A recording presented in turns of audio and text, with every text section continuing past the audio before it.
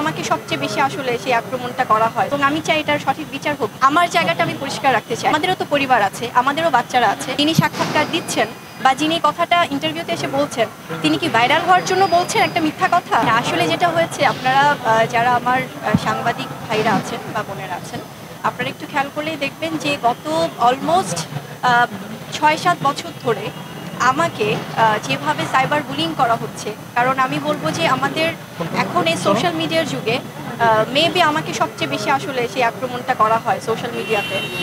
হয়তোবা আমি এটা নিয়ে কোনো উচ্চবাচ্য কখনো করিনি, কখনো কথা বলিনি বলে অনেকেই এটাকে সুযোগ হিসেবে নিচ্ছে।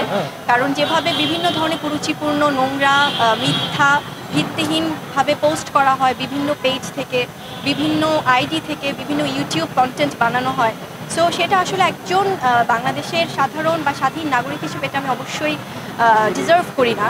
কারণ আমার কাছে মনে হয় যে এই ধরনের মিথ্যা, ভিত্তিহীন এই ব্যাপারগুলো সমাজে অনেক বেশি হেট্রেড ছড়াচ্ছে এবং কারা এটার পেছনে উদ্দেশ্য প্রণোদিতভাবে কাজ করছে সেটার জন্যই আমি আমার স্বার্থে বা আমার সমাজের স্বার্থে এবং শিল্পীদের স্বার্থে আমি সেটা সাধারণ ডায়েরি করেছি, জিডি করেছি থানাতে, এবং এটা অবশ্যই আমি বাংলাদেশের আইনের প্রতি শ্রদ্ধাশীল। তারা এই ব্যাপারটি তাদের তদন্তের আওতায় নিয়েছে এবং তারা অবশ্যই এটার সঠিক বিচার করবেন এবং আমি চাই এটার সঠিক বিচার হোক। বিকজ শুধুমাত্র বুবলি হিসেবে বা শিল্পী হিসেবে নয়, আমি একজন মেয়ে হিসেবে আমি চাই যে মেয়েদের এই সাইবার বুলিং বন্ধ হোক। এবং সবচেয়ে আরেকটা ব্যাপার হচ্ছে যে যখনই এটা সাইবার বুলিংয়ে তাদের ডিপার্টমেন্টে যখন এভাবে তাদেরকে জিজ্ঞাসাবাদ করা হচ্ছে, কথা বলা হচ্ছে, তদন্ত করা হচ্ছে, এরাই আবার এসে অদ্ভুতপূর্ণ আচরণ দেখাচ্ছে, তারা আবার হয়তো ভিডিও বানাচ্ছে। সো এগুলোও রেকর্ডে থাকছে।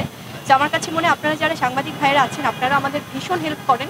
সো এই ব্যাপারগুলো নিয়ে আমি অলরেডি স্টার্টেড ওয়ার্কিং, আমি কাজ করা শুরু করেছি। কারণ আমার কাছে মনে হয় যে একজন মেয়ে হিসেবে এটা আমাদের বা সমাজে শুধু মেয়ে না, ছেলেদেরকেও করা হচ্ছে। সো এই বুলিংগুলো বন্ধ হওয়া উচিত। বাংলাদেশের মতো এরকম কোনো দেশে হয় কিনা এ ধরনের ভিত্তিহীন বা বাজেভাবে কাউকে আসলে উপস্থাপন করা, তো এটা খুব দুঃখজনক। তো আমার কাছে মনে হয় এটা সঠিক তদন্ত হওয়া উচিত।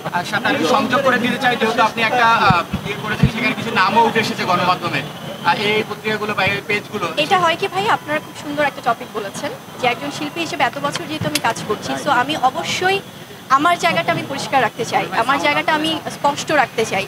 কারণ আপনারা হয়তো ভাই আপনাদের জায়গা থেকে অনেক সচেতন, আপনারা হয়তো বুঝবেন যে এই ধরনের মিথ্যা, ভিত্তিহীন ব্যাপারগুলো হয়তো এডিট করা হচ্ছে, কেউ হয়তো ইচ্ছা করে করাচ্ছে এবং এদের সাথে কাদের যোগসাজশ রয়েছে সেগুলো হয়তো আপনারা বুঝতে পারছেন। বাট সাধারণ যারা মানুষ তারা হয়তো অনেক সময় এগুলো দেখে হয়তো বিশ্বাস করছে।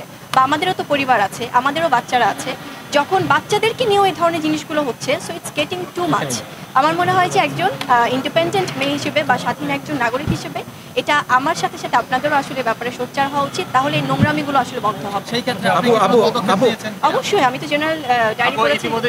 চারটা গণমাধ্যমের নাম, মেইনস্ট্রিম গণমাধ্যমের নাম এসেছে, সেটা আপনি জানেন কি? এটা আসলে হয় কি, কারণ অনেক নিউজ আছে তো। এবং আরেকটা কথা বলি আপনাদেরকে, সেটা হচ্ছে যে অনেক সময় অনেকে যে কোনো একটা কিছুতে সাক্ষাৎকারে একটা কিছু বলে দিলে ওটা নিয়েও আবার খুব চটকদার হেডলাইন দিয়ে নিউজ হচ্ছে, কিন্তু এটা কেউ খেয়াল করছে না যে এটা সত্যতা কতটুকু। যিনি সাক্ষাৎকার দিচ্ছেন বা যিনি কথাটা ইন্টারভিউতে এসে বলছেন, তিনি কি ভাইরাল হওয়ার জন্য বলছেন একটা মিথ্যা কথা, বা তিনি কি তার নিজের দিকে অ্যাটেনশন নেওয়ার জন্য বলছেন? বাট এটা নিয়ে কিন্তু অনেক সংবাদ মাধ্যমে যারা রিনাউন্ড সংবাদ পত্রিকা তারা কিন্তু একটা অন্যভাবে মানে হেডলাইন দিয়ে দিচ্ছে। সো আমার কাছে মনে হয় এটা উচিত না। যাদেরকে নিয়ে কথা বলা উচিত সেটা আসলে সুন্দর করে ক্ল্যারিফাই করে দেন একটা সুস্থ পরিবেশ রাখা উচিত।